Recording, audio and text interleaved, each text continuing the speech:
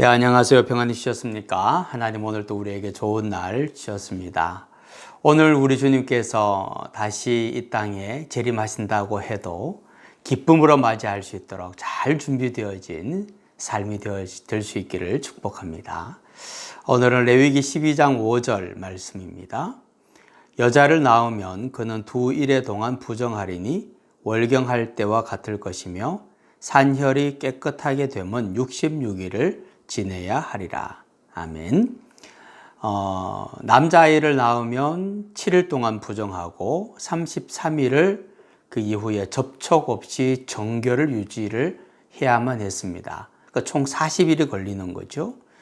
근데 여자아이를 낳으면 14일 동안 부정하고 그리고 66일을 다른 사람과의 접촉 없이 정결을 유지해야 된다. 80일을 그렇게 지내야 하는 겁니다. 우리에게 약간 충격적인 이야기죠. 우선 아이를 출산을 했을 때 부정하다라고 규정을 합니다. 그 이유는 아이를 낳는 것 자체가 부정한 것이 아니고 피를 대량으로 흘리게 되죠. 피를 많이 흘리기 때문에 피를 흘린다는 것은 죽음과 맞닿았다라는 의미가 있습니다. 산모는 거의 죽음 직전까지 가서 아이를 낳고 살아나는 거죠.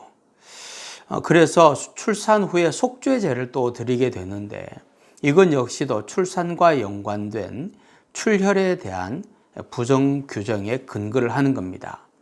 생명을 상징하는 피가 대량으로 유출이 되었다는 점에서 산모는 부정한 상태가 되고 그 이후에 부정을 씻는 예식이 필요한 겁니다. 그런데 여기에는 산모와 아이를 보호하려는 굉장한 배려가 담겨 있습니다. 출산한 직후 여성의 몸은 극도로 약해져 있고 막 태어난 아기도 너무나도 약한 상황이죠. 또 감염의 우려도 큽니다.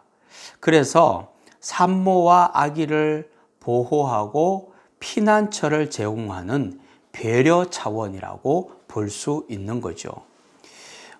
여자아이는 더 약할 수 있으므로 더 많이 배려하는 그런 마음이 있는 겁니다. 왜냐하면 아무래도 남자는 강하고 여자는 약하다는 당시 사회적인 관념이 있어서 여자아이를 보호하기 위해서는 더 많은 시간이 필요하다고 이야기를 하는 거죠.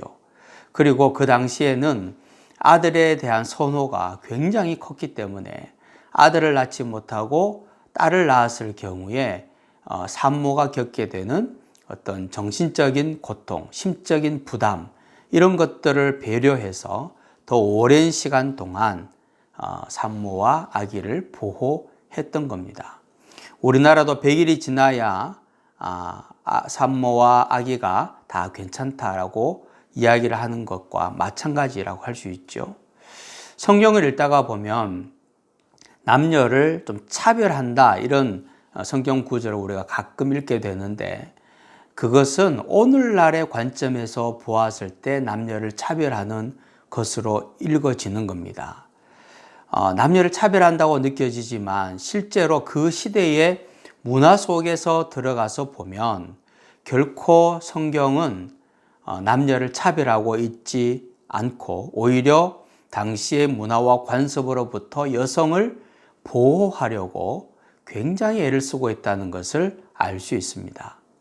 오늘 말씀 같은 경우에도 부정하다라는 것은 어떤 제의적인 표현이거든요. 그렇기 때문에 종교적인 표현. 그러니까 종교적으로 부정하며 하다고 선언이 되면 누구도 결코 그 부정을 옮겨올 수 있기 때문에 그 사람을 건드리지를 않습니다. 그러니까 이 부정하다라는 이 제의적 표현을 통해서 강력하게 산모와 아기를 보호하고 계시는 거죠. 하나님은 남녀 차별하지 않으십니다. 그리고 오늘도 바로 내가 남자든 여자든 상관없이 오늘도 나를 사랑하고 계십니다. 하나님, 언제나 나를 사랑하시고 나의 작은 신음에도 응답하시며 나의 연약한 부분들을 주님의 강한 손과 편팔로 덮어 주시옵소서. 부족하고 연약하지만 주님에 의해서 오늘도 믿음으로 살게 하시고 살 뿐만 아니라 승리케 도와 주옵소서.